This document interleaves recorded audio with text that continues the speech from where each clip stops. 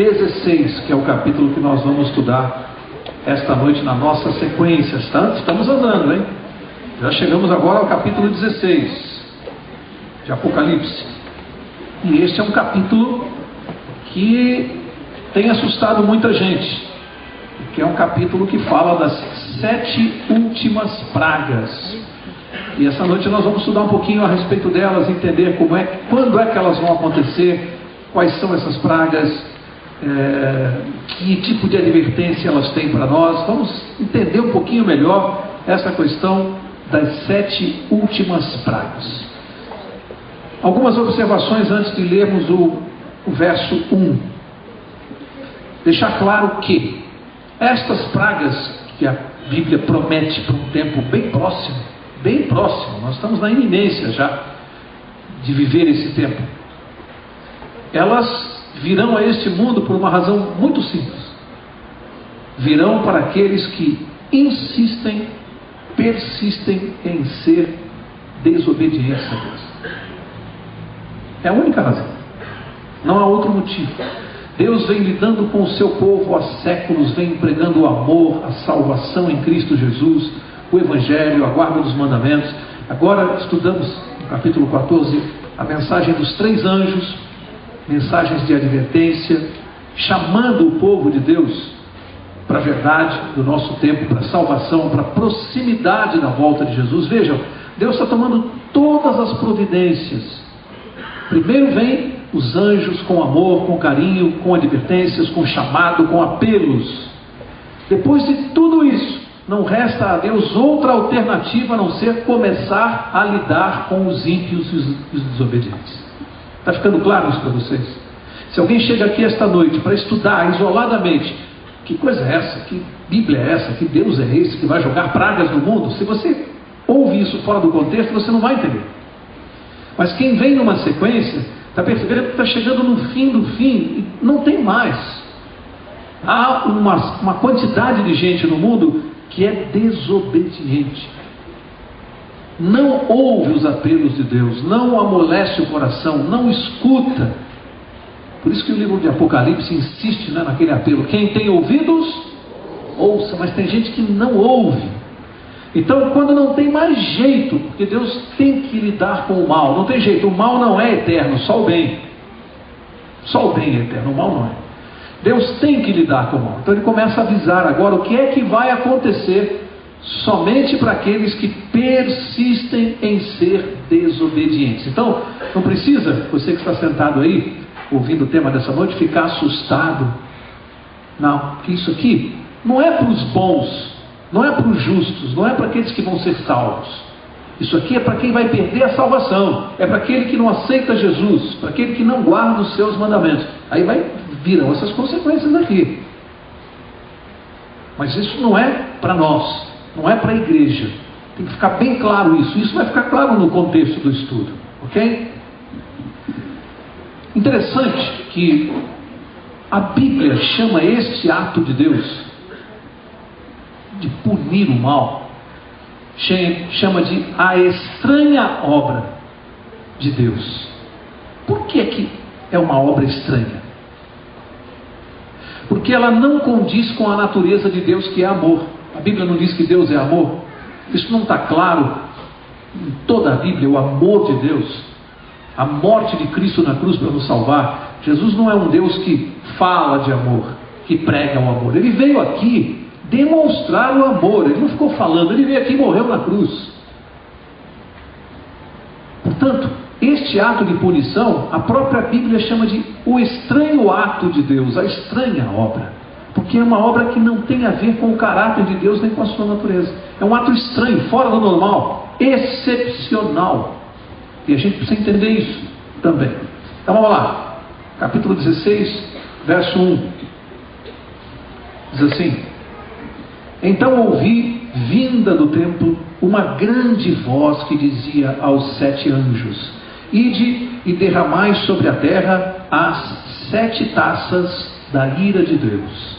Verso 2: o primeiro saiu e derramou a sua taça sobre a terra, e apareceu uma chaga feia e dolorosa nos homens, que tinham o sinal da besta e que adoravam a sua imagem. Portanto, para aqui, qual é a primeira das 7 pragas que serão derramadas sobre a terra? Disse aqui, uma chaga muito dolorosa. O que é uma chaga dolorosa? Uma úlcera, algo que seria comparável hoje a um câncer, que vai atingir pessoas desobedientes. Eu quero chamar a atenção, antes de falar um pouquinho mais dessa praga, de dizer o seguinte: o tempo dela, o tempo em que isso virá acontecer. Quando é que isso vai acontecer? Que é a grande pergunta que nós fazemos. Então guarda aí, primeira coisa, logo após o fechamento do quê? Da porta da graça. Então guarda isso. A primeira praga, tem muita gente que faz confusão com isso. A primeira das 7 últimas pragas somente virá após o fechamento da porta da graça. Estudamos aqui na quarta-feira passada. E o que significa isso? Fechada a porta da graça, há possibilidade de salvação? Para quem se perdeu, não há mais. E para quem se salvou, há possibilidade de perder a salvação? Também não. Quem está salvo, está salvo. Quem se perdeu, está perdido. Aí vem a primeira praga. Portanto, ela já é uma antecipação de uma punição para quem? Para os ímpios. A porta da graça está fechada. Significa que ao vir a primeira praga, não há mais condição de arrependimento. Não só porque a porta da graça está fechada, mas com o fechamento da porta da graça, não há mais uma ação, a obra do Espírito Santo. Portanto, também não vai haver arrependimento, porque o homem, sem a influência do Espírito Santo, não se arrepende. Ele não se arrepende. Portanto, não vai haver também nenhum ser humano neste período interessado em arrepender-se. Porque o Espírito Santo se retirou com o fechamento da porta da graça. E é o Espírito quem convence da verdade, da justiça e do juízo. Do pecado, da justiça e do juízo. Portanto, essa primeira praga mencionada aqui na Bíblia é uma úlcera maligna e muito dolorosa. Veja, uma coisa até repulsiva de se falar, não é? Aqui o verso 1 e o verso 2 indicaram claramente qual é a classe de pessoas que será atingida por essa praga. Há uma classe especial, um alvo para essa praga. Vamos ler de novo, quem é? Que classe é essa? Está no verso 2. O primeiro saiu e derramou a sua taça sobre a terra, e apareceu uma chaga feia e dolorosa nos homens que tinham o quê? O sinal da besta e que adoravam a sua imagem. Então qual é a classe definida de pessoas que receberão essa primeira praga? Os que têm o sinal da besta e adoram a sua imagem. Qual é o sinal da besta? Já estudamos aqui. Qual é o selo de Deus? Qual é o sinal da besta? Pronto. Significa que aqueles que estiverem guardando o domingo neste tempo já estarão fazendo conscientemente. Conscientemente. Lembra? O sinal é na testa e na mão. Plena consciência. Estes receberão a primeira praga. Veja só, gente. Dá para brincar com isso aqui? Dá para brincar com isso aqui? Imagina uma úlcera dessa maligna e dolorosa sobre essas pessoas. Está prometido aqui na Bíblia. Deus não está brincando. Depois das advertências de Deus, das mensagens, tudo isso, vai haver muito apelo para que as pessoas não guardem o domingo, porque é o sinal do inimigo de Deus. Aqueles que persistirem adorando a besta, porque ao guardarem o domingo estão adorando a besta, receberão essa primeira praga aqui maligna, uma chaga maligna. Além de tudo, essa primeira praga, ela virá esclarecer algumas coisas. Porque no tempo que nós estamos vivendo, existe aí uma discussão entre religiões, entre teólogos, que precisa guardar o sábado, que não precisa. Tem muita religião aí dizendo que não precisa. No momento que vier a primeira praga sobre esses que têm o sinal da besta, é uma resposta aos teólogos, aos falsos teólogos, que receberão essas pragas, para mostrar que, além de tudo, enganaram as pessoas, ensinaram errado, tiraram a salvação de muita gente. Portanto, será uma resposta a esses falsos teólogos, que ensinaram uma teologia absurda. doutrinas falsas. Eu disse aqui que a praga cairá sobre aqueles que têm o sinal da besta. Importante dizer também, lembra que nós estudamos no capítulo 7 o selamento do povo de Deus, que o selamento é o sábado. Neste tempo, o povo de Deus estará selado, são os guardadores do sábado. E quem não é de Deus também recebeu o quê? O sinal da besta. Portanto, todas as pessoas estarão seladas. Ou você tem o sábado, o sinal de Deus, ou você tem o sinal da besta. Não tem neutralidade, gente. Isso que é importante saber. Não existe neutro aqui. Ou você tem o selo de Deus, ou você tem o sinal da besta. Portanto, é importantíssimo no tempo que nós estamos vivendo, nós recebermos o selamento divino, para que estas pragas não nos atinjam. O mundo estará dividido em duas classes: aqueles que guardam os mandamentos de Deus e por consequência o sábado, e aqueles que não guardam os mandamentos e têm o sinal da besta. Não existirão 3, 4, 5 religiões, 10, 500, não vai ter isso, gente. Já vai acabar isso. Vai ter povo de Deus e povo da besta, povo de Deus e povo da Babilônia. Quem é de Deus e quem não é de Deus, são só duas religiões: quem é de Deus e quem não é, quem tem o selo de Deus e quem não tem. Vai acabar essa confusão religiosa, o que vai facilitar as pessoas identificarem o erro. Vai facilitar, porque as pessoas vão saber, não, o povo de Deus é quem é ali, quem não está ali automaticamente está fora. As pragas vêm para quem não é povo de Deus. Ok? Vamos seguir, verso 3 diz assim: o segundo anjo derramou a sua taça no mar, que se tornou em sangue como de um morto, e morreram todos os seres viventes que estavam no mar. A segunda praga, ela tem por alvo o mar, será derramada no mar. As águas salgadas do mar se tornarão sangue. Vocês têm noção do que significa isso? Isso é um desastre universal. O mar todo com as águas em sangue. O que acontece com os animais, com os peixes? Morrem. O cheiro vai ser legal? Imagina o fedor. Já sentiu o cheiro de cadáver? É disso que a Bíblia está falando. O mar todo transformado em sangue, segunda praga, com algo de alcance universal. Verso 4: o terceiro anjo derramou a sua taça, portanto agora a terceira praga, nos rios e nas fontes das águas, e se tornaram em sangue. Agora os rios. Verso 5: então ouvi o anjo das águas dizer: justo és tu, ó Senhor, que és e que eras, o santo, porque julgaste estas coisas. Porquanto derramaram o sangue de santos e de profetas, também tu lhes deste sangue a beber, são merecedores disto. E ouvi uma voz do altar responder: na verdade, ó Senhor Deus Todo-Poderoso, verdadeiros e justos são os seus caminhos, seus juízos. Por que é que tem gente que acha estranho? Mas peraí, Paulo, por que a segunda e a terceira pragas é transformar o mar em sangue e os rios em sangue? O que tem a ver uma coisa com outra? O verso explicou: vingança pelo sangue dos justos. Os ímpios terão que beber o sangue. Água dos rios e das fontes. Significa, vai haver água potável? Para os ímpios, não. Para os ímpios, não. E para os justos? Vai ter?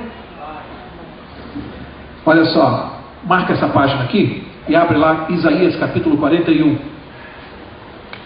Lá no Velho Testamento. Isaías 41. Para acalmar, se alguém estiver aí preocupado, com os olhos esbugalhados, tenso. Isaías 41, olha o amor de Deus. Verso 17.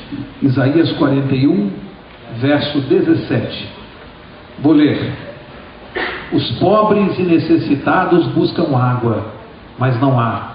A sua língua se seca de sede. Mas eu, o Senhor, os ouvirei, e eu, o Deus de Israel, não os desampararei. O que vai acontecer com o povo de Deus? Ficará desamparado, sem água, com a boca seca? A Bíblia diz que não. A Bíblia diz que não. Para aqueles que são fiéis a Deus, não vai faltar água. Mas, para quem não é povo de Deus, sangue, mar, fonte das águas, tudo virando sangue. O mar, os rios e as fontes das águas, melhor dizendo. Vamos seguir agora, volta lá para Apocalipse 16, verso 8, e nós vamos para a quarta praga. Verso 8. O quarto anjo derramou a sua taça sobre o sol, e foi-lhe permitido que abrasasse os homens com fogo. Verso 9. Os homens foram abrasados com grande calor, e blasfemaram contra o nome de Deus, que tem poder sobre estas pragas, mas não se arrependeram para lhe darem glória. Mas não se arrependeram, não falei? Mesmo com as pragas, com os juízos de Deus, não vai haver arrependimento. E aqui diz que a quarta praga é dirigida contra usando o sol.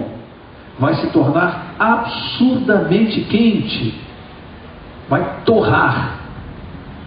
Interessante, o sol que foi adorado durante séculos e séculos pelos pagãos, Deus do paganismo, o sol se revoltará contra os pagãos, os ateus, e vai abrasá-los na terra.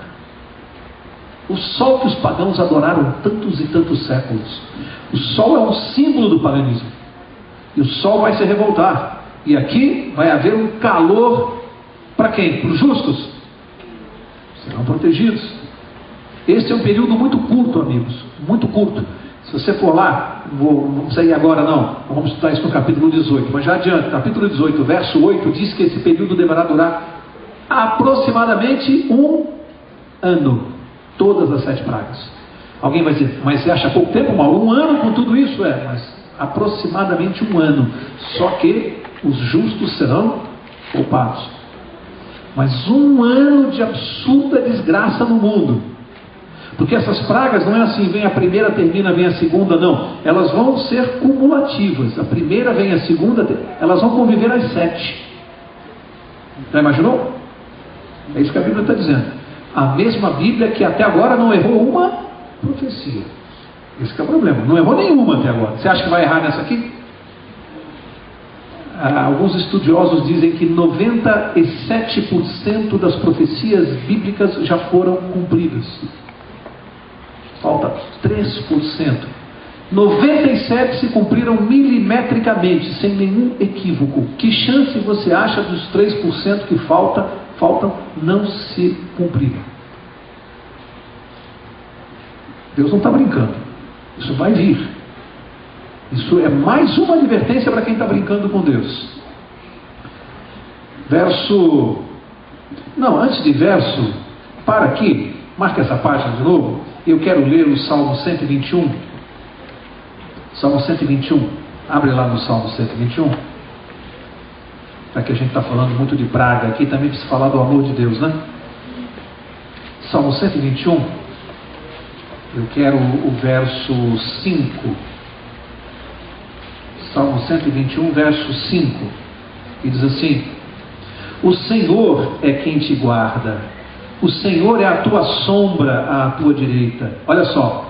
O sol não te molestará de dia, nem a lua de noite. Os justos serão abrasados pelo sol? Por quê?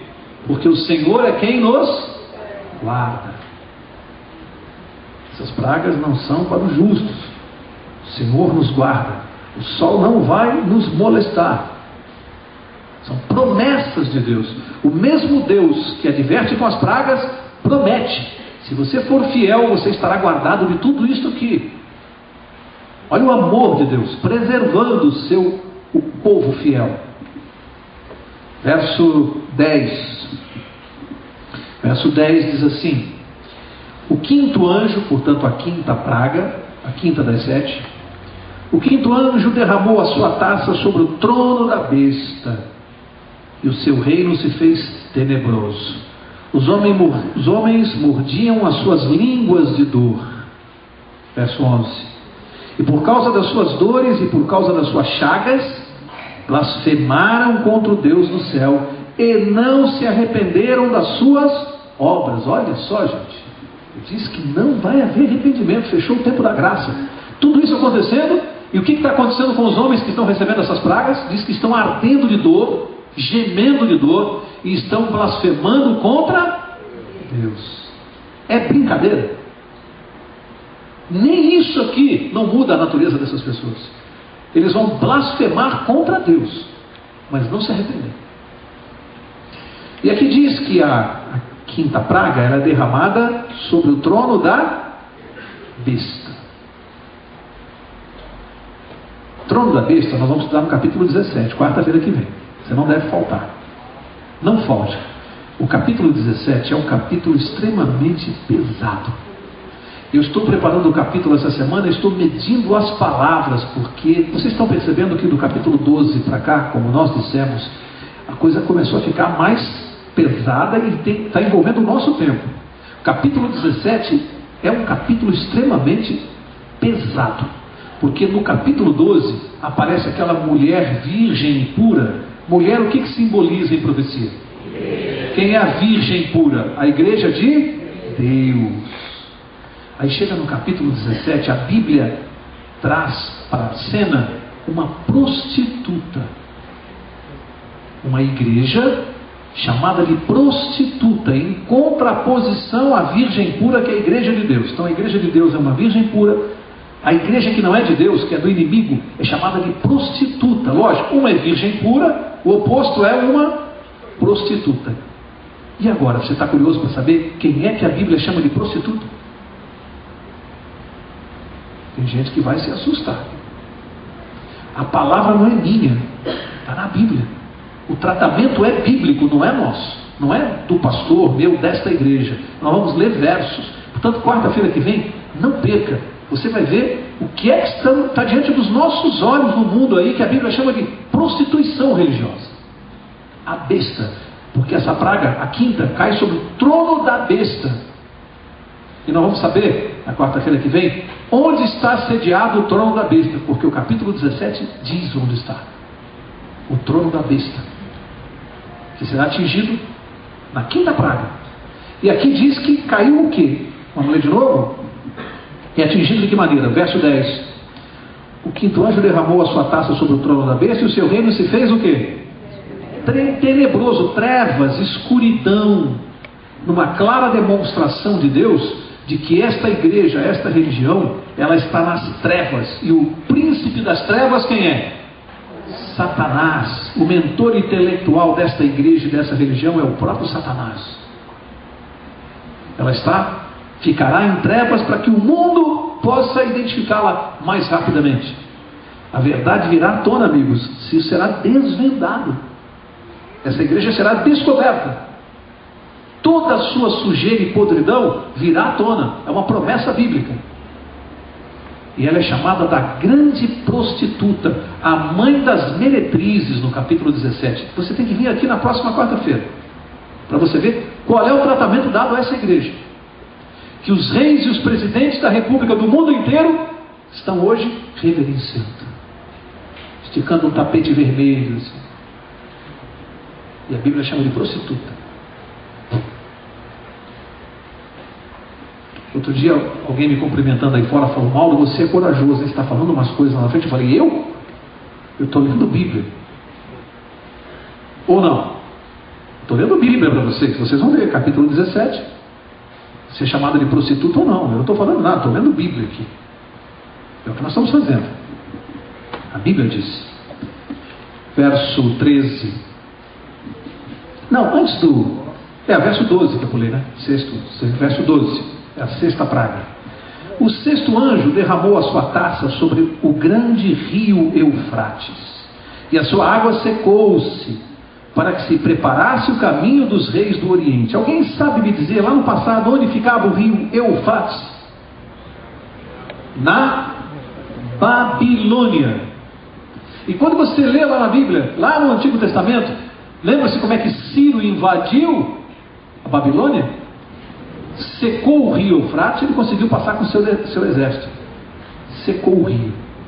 Agora a Bíblia fala que vai secar o rio Eufrates da Babilônia espiritual. A Babilônia, no capítulo 17, vai secar. O que são águas em profecias? Povos, multidões. Quando seca o rio, Significa o que, simbolicamente? Se você tem muita água, você tem apoio de muita gente. É uma religião, uma igreja que obtém, segundo nós estudamos no capítulo 13, a admiração mundial. A terra está maravilhada com a besta. Ela deu de comer a todas as nações. Agora que diz que vai secar o rio, ou seja, essas águas, povos, nações vão se extinguir. Significa que ela vai perder o quê? O apoio mundial. Ela será desmascarada. Pessoas sinceras, crentes sinceros, que seguiram, vão blasfemar contra os líderes desta igreja. Ao descobrirem a sua verdadeira identidade, vai haver uma revolta. Só que fechou o tempo da graça. Perderam a salvação. Vão poder dizer, mas então, Mauro, injustiça. Como injustiça? Estão sendo advertidos. É que não querem acreditar. Depois que fechar a porta da graça, meu amigo, acabou. Estão sendo advertidos hoje. A Bíblia está chamando de prostituta, está avisando, está falando do sinal. Mas vai haver uma grande revolta contra, porque as águas vão se secar, o apoio vai terminar. Vão deixar de receber apoio e vai haver uma revolta contra o falso sistema religioso. Porque é um falso sistema. Verso 13. Então vi 3 espíritos imundos, semelhantes a rãs, saírem da boca do dragão, da boca da besta e do falso profeta. Guarda isso, porque isso aqui vai influenciar uma série de estudos. Esses 3 poderes chefiados por Satanás. Quais são? Dragão, quem é o dragão? Ele mesmo. Nos tempos modernos, qual é a filosofia religiosa simbolizada pelo dragão? Quem sabe? Quem que disse lá no Jardim do Éden? Na verdade, não, certamente não morrerás. Foi Satanás. Que religião é essa que diz que quando você morre, na verdade a sua alma não morre? Então, representado pelo dragão. A besta não precisa dizer, nós já sabemos qual é a religião representada pela besta. E o falso profeta, já estudamos aqui. O que simboliza? Protestantismo apostatado, que será chefiado agora, pela profecia do capítulo 13, vai se unir com a besta. Qual é a nação mundial que vai se unir com a besta? Estados Unidos representa, junto com o protestantismo, essas religiões protestantes, evangélicas, que estão pregando falsas doutrinas, representam o falso profeta. Esses são os 3 poderes de Satanás no fim dos tempos. O dragão, representado por essa religião que foi citada, a besta, representada pela outra, e o falso profeta, o protestantismo apostatado das igrejas evangélicas que estão pregando mentiras e absurdos por aí. A trindade divina, Pai, Filho e Espírito Santo. A trindade demoníaca, dragão, besta e falso profeta. Olha a contrafação. Essa é a trindade demoníaca, em contraposição à trindade divina. Nós temos o trono de Deus, a Bíblia menciona, inclusive chamado de Sião, Monte Sião. Mas também tem o trono da besta. Olha a contrafação. Satanás, tudo que Deus faz, ele imita. Tem o selo de Deus, o sábado. Tem o sinal da besta, o domingo. Você acha que isso é coincidência? Ou ele está fazendo tudo que Deus faz, ele faz parecido para imitar? Tem o selo de Deus, tem o sinal da besta. Jesus recebeu uma ferida mortal na cruz e ressuscitou. A besta recebeu uma ferida mortal e foi curada. Olha a contrafação, impressionante. Os paralelos. Impressionante como Satanás faz a contrafação para enganar. Agora, verso 14. Esses espíritos, diz o verso 14, são espíritos de quê? Demônios, que operam sinais e vão ao encontro dos reis de todo o mundo a fim de congregá-los para a batalha naquele grande dia do Deus Todo-Poderoso. Primeira coisa que nós temos que entender aqui, a Bíblia está dizendo aqui que os espíritos de demônios também fazem sinais, milagres, maravilhas, milagres. Portanto, tem gente sincera que pensa assim: se aconteceu um milagre, ele é de Deus. Coitado, porque a Bíblia diz que os demônios também fazem milagres. Então quem se apoia em milagre para crer em alguma coisa, Satanás está morrendo da risada, que milagre ele também faz. Resumo: milagre não é um meio seguro de você se relacionar com Deus. Manifestações sobrenaturais são perigosas, podem vir de Deus ou não. Portanto, quando você entra num lugar, seja onde for, até numa igreja evangélica, que alguém esteja dizendo lá, vou botar a mão na sua cabeça e você vai ser curado, e a pessoa sair dali curada, cuidado, a Bíblia está dizendo que aquela cura não necessariamente virá de Deus. Cuidado, porque os demônios também fazem milagres. Tem que tomar muito cuidado. Há pessoas que buscam tudo, quando encontram milagre, mas ali é o lugar de Deus, porque eu fui curado da minha doença. Por quem você foi curado? Por Deus ou pelo diabo? Essa é uma interrogação. Depende de onde você foi buscar a cura. Ora, se a Bíblia considera que o espiritismo é algo demoníaco, ela é recheada de versos dizendo isso, é possível que você, através do espiritismo, se relacione com Deus, embora receba milagres e curas do espiritismo? Ou alguém duvida que no espiritismo você possa encontrar milagres e curas? Se os demônios fazem milagres, é um perigo isso. É a mesma coisa que você pedir dinheiro para um agiota. No momento que ele te empresta, você sente aquele alívio, né? Mas para o resto da vida você está na mão do agiota. Fazer negócio com Satanás é um perigo. Você pode obter cura, vantagens, benefícios, dinheiro, riqueza, emprego, casamento, namorado, namorada, amor, paixão. Você pode obter o que você quiser. Mas depois vai comer na mão dele. A gente chama de fazer pacto com o diabo, né? Lógico que ninguém usa esse nome. Você quer fazer um pacto com o diabo, a pessoa vai dizer quero? Não. Ninguém dá nome para isso. Mas dependendo de onde você foi o que você fez, meu amigo, o pacto com o diabo. Não precisa do título. Dependendo de onde você foi fazer. Ah, eu tomei dinheiro emprestado de uma pessoa. Foi num banco? Não, eu entrei numa sala ali, o sujeito abriu a gaveta, me deu dinheiro, me fez assinar uma promissória de 3 vezes aquele valor. Ué, precisa dizer que é agiota? Não está na cara aqui. Então depende de como você está fazendo e onde você faz o seu acordo, você está fazendo com o diabo. Não precisa botar na porta da sala dele assim, diabo. Não precisa. Basta você saber onde você está se metendo. E aqui diz que eles fazem milagres. E nós estamos vivendo num tempo onde o diabo está morrendo de rir com os milagres que ele está fazendo aí na terra. E tem um monte de gente maravilhada. Ah, eu fui a tal lugar, obtive cura. Fui aqui, fui ali, aconteceu isso, aconteceu aquilo. E a gente dizendo assim, cuidado com essas curas estranhas. Na igreja de Deus tem cura? Sim ou não? Também tem. Senão o Satanás não faria curas. Amigos, ele só faz porque ele contrafaz o que Deus faz. Se não houvesse cura verdadeira, não haveria cura falsa. Entendeu? Só existe o falso porque tem o verdadeiro. Você só falsifica uma nota de 5 reais porque existe a nota original. Ou alguém falsifica a nota de 3 reais. Por que não falsifica? Porque não tem o original. Por que Satanás faz curas? Porque tem a cura verdadeira.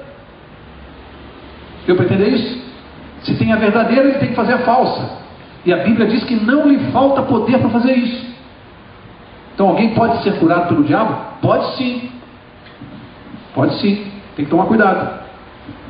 E aqui diz no final do verso que ele vai congregar os reis de todo mundo para uma batalha. Uma batalha. Olha só. Você já deve ter ouvido falar do Armagedon. O Armagedon.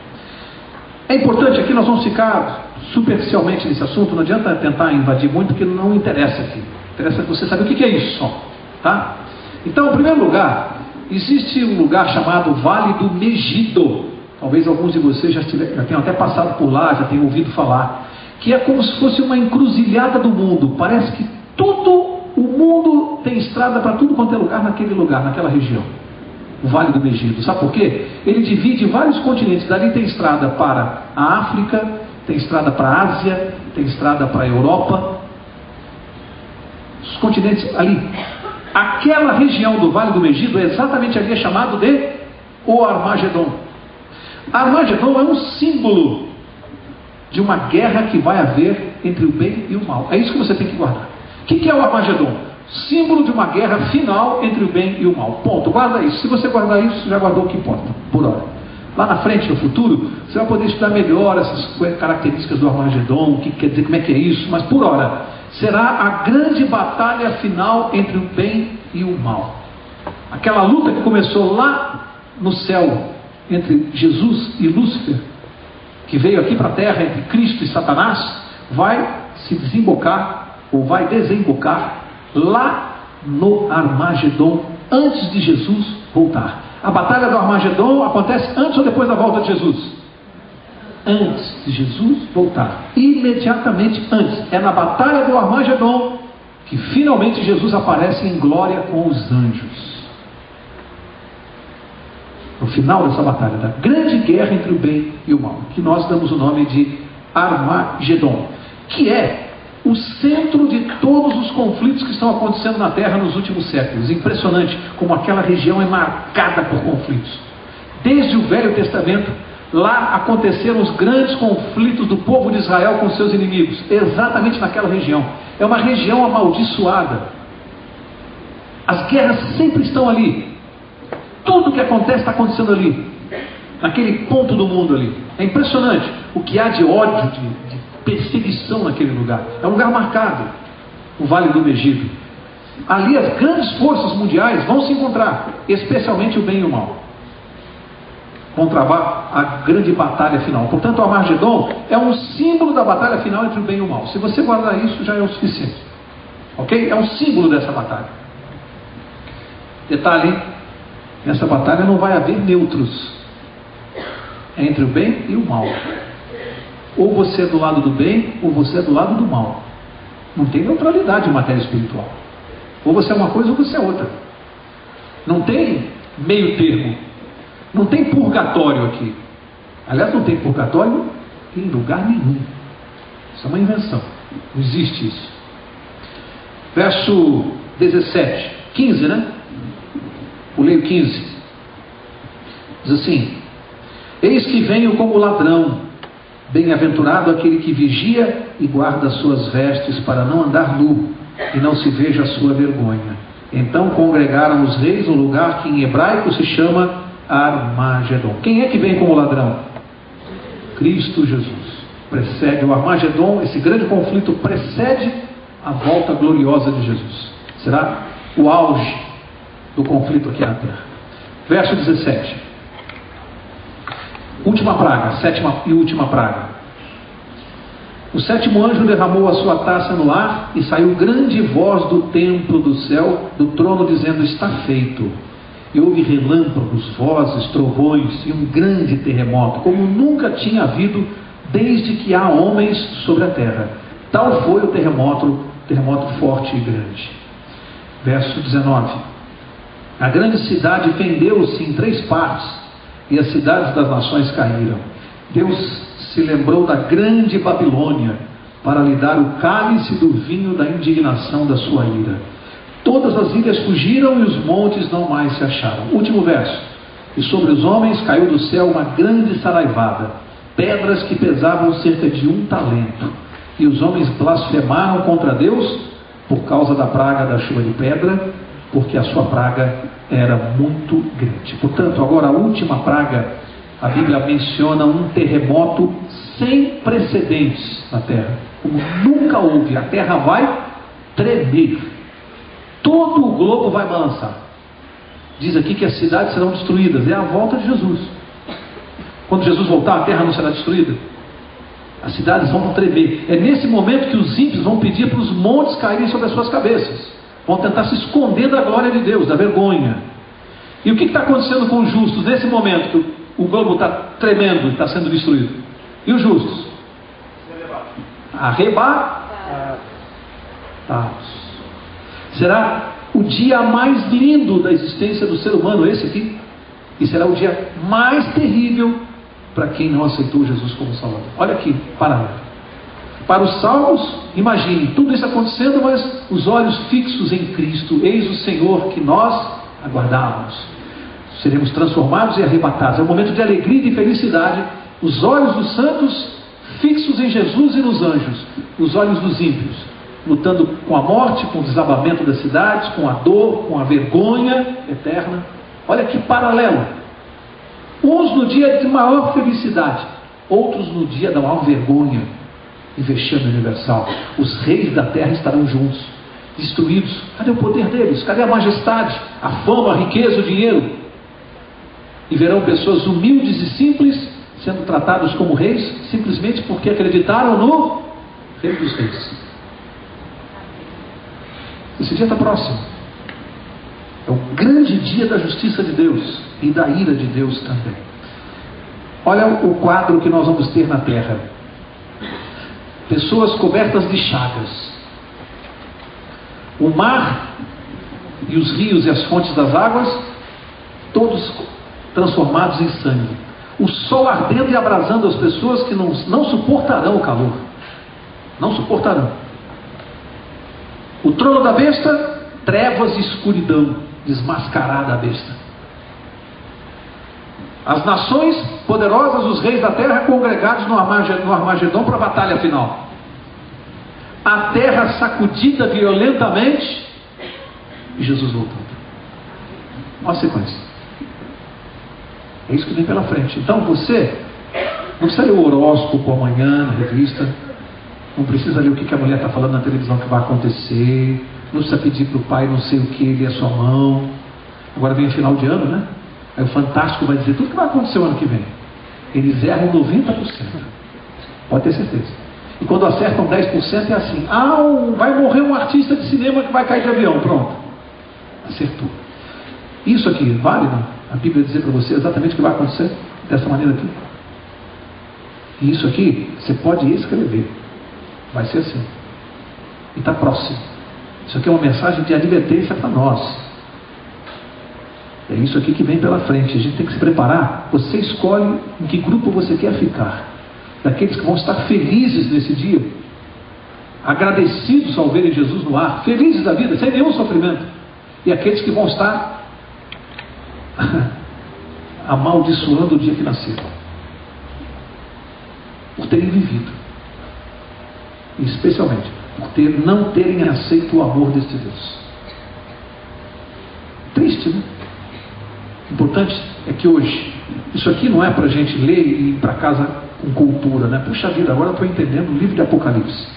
Isso aqui não serve para isso. Para dizer, puxa vida, estou conhecendo um pouco do que vai acontecer no futuro. Não, isso aqui é para a gente fazer uma revisão da nossa vida.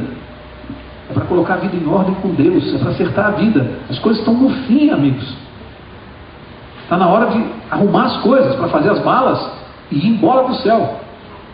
O que está aqui vai ficar. Então está na hora da gente começar a ser mais espiritual do que material. E o que está acabando com o mundo hoje é impressionante. São pessoas que não têm tempo para nada, estão correndo que nem doidas, com projetos que vão ficar pelo meio do caminho. Não que se deva abandonar todas as coisas, não é isso que eu estou pregando aqui na frente. Não estou mandando você ser irresponsável, largar sua profissão, sua vida, não. Mas tem gente que só pensa na profissão e na vida e não tem tempo para Deus. Não tem tempo para Deus. Só trabalha, só estuda, só compra, só vende. E Deus não tem espaço. Amigos, esse tempo aqui é para arrumar um baita tempo para Deus. E depois vamos cuidar da vida da gente. Enquanto nós estivermos nessa terra aqui, temos que ser bons profissionais, bons pais, amigos, irmãos, companheiros, tudo. Mas em primeiro lugar, Deus. E a gente está pregando para gente, para pessoas que dizem assim: não tenho tempo. Estudou a Bíblia essa semana? Não deu tempo.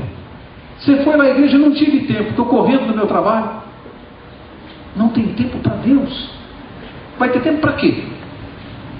Aí na hora que Jesus aparecer no céu, vai dizer: aguarda um pouquinho, não desce já não, porque ainda tem um cheque para assinar, tem que ir ao shopping. Tem gente rindo, é? Tem gente rindo. E na hora que estiver acontecendo, você vai ter que parar. É como um acidente, né? A pessoa levanta cheia de planos na vida, cheia de coisas para fazer, e de repente um acidente fica paraplégico. Acabou. Mudou a vida. Vida espiritual é a mesma coisa. A gente tem que parar, tem que dar um break na vida para dizer: eu preciso achar espaço para Deus. Tem que ter espaço na minha vida para cuidar da vida espiritual. Não podemos ser só materiais, só coisas materiais o tempo todo, 24 horas por dia de assuntos materiais, e o mundo acabando. É para isso que serve esse capítulo aqui, para chacoalhar. O que está sacudindo aqui na sétima praga não é só o globo, é quem está dentro dele também. Deus está sacudindo a gente essa noite, está chacoalhando mesmo, né? Acorda, está pegando pelo braço, acorda, o que você está esperando? Eu vou pedir ao pastor para orar por nós, pastor. Eu queria que o Senhor nos colocasse diante do trono de Deus essa noite, mas uma sacudida, viu, pastor? Vamos chacoalhar a igreja aqui na sua oração, para que as pessoas possam entender que o tempo está no fim, mas muito no fim, falta muito pouco para tudo isso aqui começar a acontecer. Lembrando que quando vier a primeira praga, a porta da graça já está fechada.